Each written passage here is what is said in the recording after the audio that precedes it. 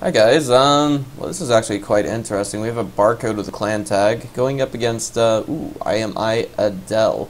Now, for those of you who didn't know, and this is actually something I am almost completely oblivious to, let me go and give both players their introduction first and we'll get back to this. The map is Neo Planet S, and I'm thinking this is going to be quite the interesting game given the length that I saw it was. But at any rate, let me go and give both players their intro. Spawning is the the red Protoss in the lower left-hand corner of the map.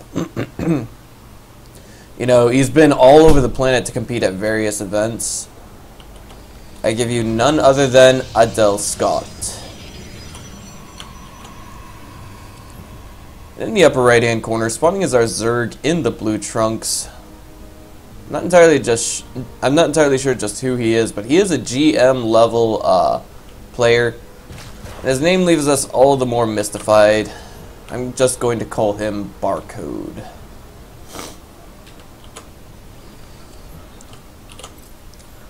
Now, where was I? I'm trying to think here. Ah, yes, well, I figured I'd go ahead and bring something up against, not against, but rather about Adeltoss.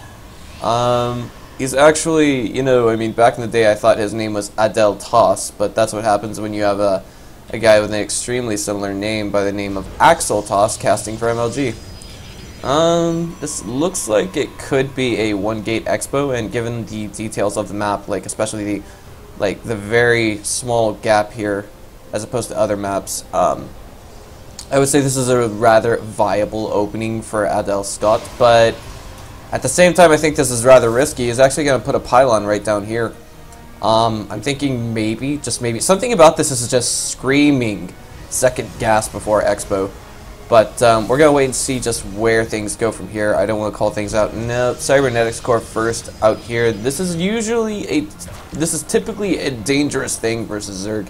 Because I think if we had this GM level barcode going, sending a drone, excuse me, to scout Adeltoss right now, then I'm thinking just maybe he would be gearing up for a speedling opening, which he is nonetheless. The question is he going to keep on harvesting gas after he's got enough for a metabolic boost? There was something I wanted to talk about, but I kind of lost my train of thought with it. There is a second gas going down. By the way, you'll have to forgive me. The reason why I lost my thought track was because I've basically just woken up. But second gas already finished. Basically, you know, I'm thinking this is a particularly dangerous build unless we're going to see a straight up 4-gate or 3-gate pressure into an expo. And meanwhile, we actually don't have any more. Oh, okay, never mind. I was about to say.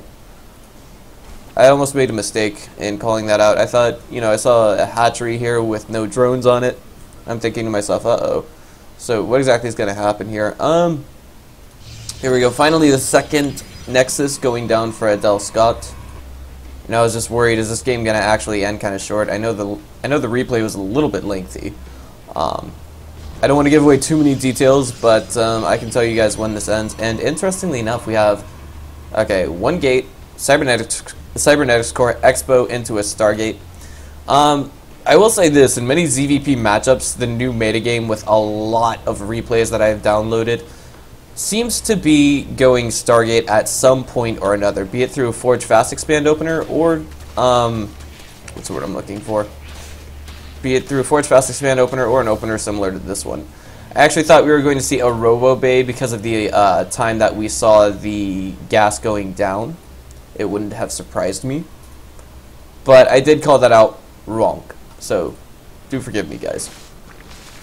Then again, like we're still all in the habit of trying to base our calls off of Wings of Liberty, but at the same time, you know, we have to remember what, you know, this is Heart of the Swarm. We're gonna see something new, and we do see that Overlord Speed is about to finish just as GSUPro is sending in that sacrificial Emo Lord. Yes. And there it is. It sees that the Stargate is there. The question is, does he know about the Oracle? He seems to. And he's putting 2 queens at the natural to defend.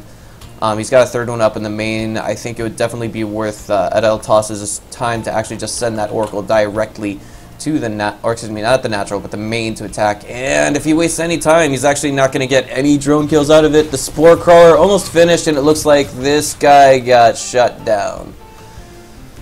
Alright, so the best thing that we can see him do for now is just kind of pull back, save up some units, and we see that this is not just a one-time crank-out unit kind of thing that we have coming from Adeltoss. But behind this, we also saw our barcode player taking an expo.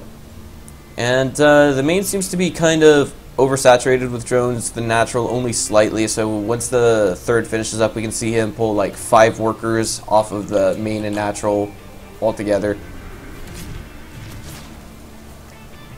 And that's about that. Okay. You know, I'm really thinking about the way I obs, and I should probably consider switching around some hotkeys and things like that. You know, I'm pretty sure Startale Legends does, but whoa, hold up, we got some drone kills going down here. Oh my, 3 already. But there we go. And all of that, if Adeltoss did click on the Spire, he would have seen that it is in production right now. Possibly not the best follow-up to a Stargate opener, considering Mutalisks are easily countered by Phoenixes, and Corruptors, they can deal with, even though they can deal with Phoenixes quite adequately, they're almost useless against ground units, except for the essence that they can use Corrupt. We do have Prismatic Alignment from this Void Ray going down on the third. The Void Ray only has about 1 kill. It could be... It's not a queen, because if it was that, then he would be almost out of health. Hang on. And now it seems like we have actually our barcode player in a very tough spot. This third will, of course, fall. That's basically guaranteed. And the question is just how does each side of the map kind of follow up this build? Now, one thing I will highlight is that Adel Scott did not actually follow that up by going straight at the natural just yet.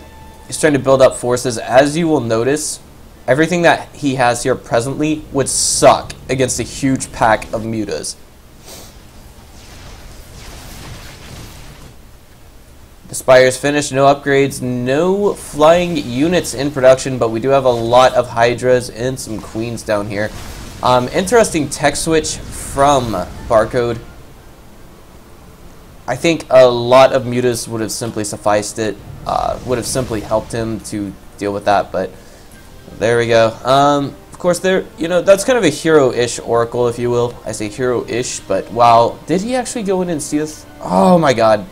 Well, I only hit B1, so it's not that big. He doesn't know about the third. He's kind of pulling back, and now, after hitting B by accident, we are actually not that far behind, guys. So forgive me for that one little mistake.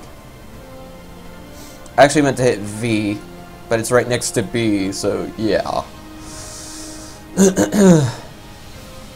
So if anyone knows of any, say, pro hotkey setups or anything like that that I could go and download properly, that would be absolutely amazing.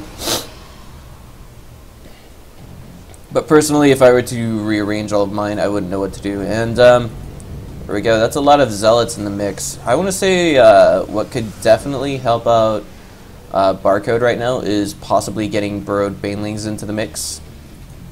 Hydras would suffice because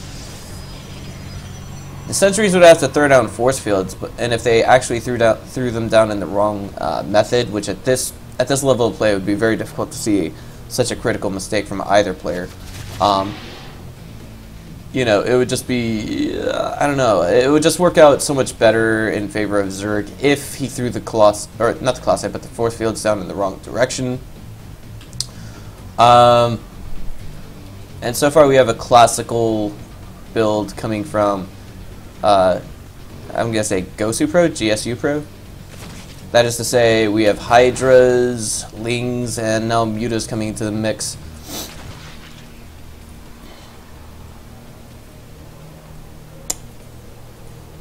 Alright. And I like this move by Barcode. He's actually going for his fourth base behind all of this. Droning super heavy right now. He's actually got enough to put on a full mineral line, which he will be doing. Another hallucinated Phoenix just kind of moving around. Actually just patrolling. I don't know about this. It will slowly cost Adel Scott some energy from his sentries. You know, it makes for less force fields later on. If he's going to keep on doing this, then, you know, I just don't think it's worth it. But for now, I think the main reason why we don't see Barcode committing to Mutalisks is because, well, his opponent spotted the Spire early on, and he's just like, great, well, whatever I'm trying to do with this is going to be worthless. Maybe just what he was thinking. Behind this, we have both players going kind of tech-heavy. We have +1 Zerg flyer attacks on the way, +2 ground weapons on the way for Protoss, Psionic Storm, and Extended Thermal Lance, as well as Zealot Charge in the makes. And we have a lot of Void Rays here. This is actually a dangerous amount of Void Rays. And here, we have one Colossus. There will be a second one popping out. Yeah, those giraffes, they're OP. They can kill puppies so easy. And I'm not sure just how, but it seems he has vision of what's going down over here. Oh man, that's a huge kind of flyby here by these Mutalisks. If they can snipe a Colossi, oh my god, if they can snipe a Colossi, that would actually be quite huge. And, did they? I think they might have. Hold on, back to the third. Lots of damage going down over here. And those Void Rays are going to be nearly useless against those Hydras unless they are 1-for-1. Muta's coming back in, sweeping in, and trying to get some kills, some probe kills, and it looks like they might have. If they could have taken down the Robo Bay, that would have been huge. But it just looks like they won't. For now, I will say that what we have coming from Barcode is, I don't think it's going to cut it for the late game, but it could work out in a straight-up engagement. This just could not work out. He's got to have something to either hold the Zealots in place or tank for the Hydras at the very least. Maybe throwing in some Ultras will help. But right now we see him getting +1 melee attacks behind this. I'm not entirely sure as to why. He could be switching into Ultras later on in the game. And I'm just a little curious, what kind of tech does he have right now? He's kind of making a run by, and he's doing some damage with it. He got a few kills. He's only on layer tech right now, and with that, we saw him get about 6 drone kills, and this paves the way for him to get into the natural of Adel Scott. The only question is how long... Oh, no, wait. Yeah, some Lings did make it in, but that's about it. And it looks like, ooh, this huge Mutaball. He's got to be really careful with that. My god, they're all in that yellow health section now. And it looks like this is a bit of a mistake by our Barcode. Kind of puts him on even supply with Protoss. You never want to do that. And now this is an interesting choice. Swarm Hosts and Locusts. Not quite the most orthodox build. We do see it quite unrefined. And if anyone is watching this replay a year from now, they're going to be thinking, wait, what was the ideal with that? You know, by then we'll have the game at least partially figured out. You know, what's the ideal unit composition? Things of that nature.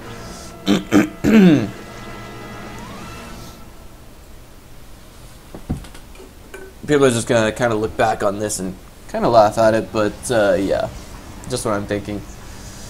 And I kind of like this. I kind of like this composition from Barcode. Really, it enables him to be quite mobile. It forces his opponent to kind of turtle up a little bit more, but of course he's got to be very careful against what he's going up against. The Lings will basically melt on contact whenever they touch the army of Protoss. You know, if it's not the AoE from these Archons, it'll be the splash damage from the Colossi or the poking from the Zealots. And I think that's what these Swarm Hosts coming into the mix should be good for. But right now, the main army of Protoss is moving out on creep, and this should signal to Barcode that it is time to go, go, go, make him pay for moving out of his base, and that is exactly what he's doing. He's doing, oh my god, he's just taking out everything that is at the natural. There's no Warpins that are going to be able to save any of those probes, but holy shit, the mass recall right on top of the natural. That is when you get out ASAP. Swarm Hosts were burrowed. They basically are now kind of just like dead weight. They're running away as best they can, but they're not going to be able to get away all that effectively. And now this is kind of forcing Barcode's army to move away ASAP. And I don't know if we're going to see him hold. He's actually up in supply quite a bit versus Adeltoss. But the question is, will he be able to hold to the next attack? He's waiting for the locusts, the enduring locusts, to come back on the backs of these swarm hosts. He's going to lose his fourth. He's got more and more units getting cranked out. Lots of corruptors, adrenal glands, +2 attack, +2 ranged attack, +2 melee attack are both on the way. And we actually have enough energy on this for another mass recall. And it's trying to go back to the natural. That is exactly what happens. But if we're lucky, we could see Barcode get away with sniping this Nexus. It looks like that will be the choice that he makes. If he can actually open his eyes and maybe micro a little bit. No, I don't think we're going to see too many Void Rays fall. Just one there. Alright.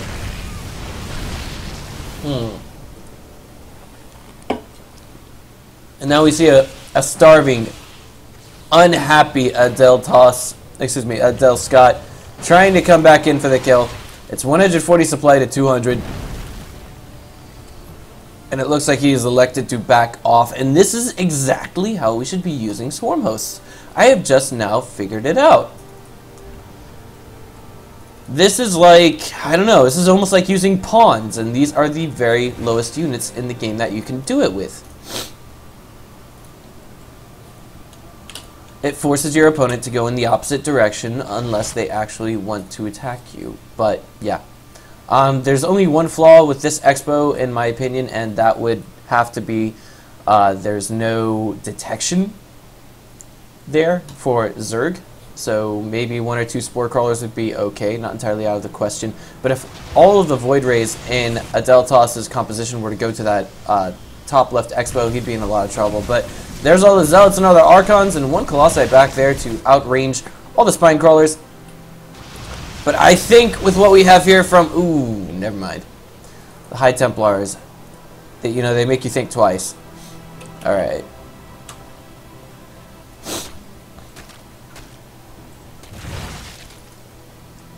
Now we see, basically our Barcode player is going to be in a bit of trouble here in the next few minutes.